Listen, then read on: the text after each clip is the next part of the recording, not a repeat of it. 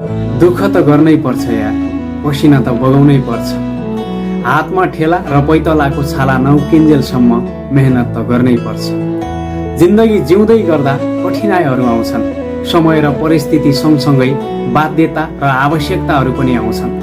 बेला बेलामा जिन्दगीले रुवाइरहन्छ, दुःख दिइरहन्छ। भनिन्छ नि, आँखाबाट आँसु नबगाएसम्म प्याज त काटिँदैन भने। यो त एउटा जिन्दगी हो। बेला बेलामा दुःख नपाएसम्म, कठिनाइ नझेलेसम्म, बाध्यता र आवश्यकताको सामना नगरेसम्म यति सजिलै जिन्दगी कसरी कट्न सक्छ?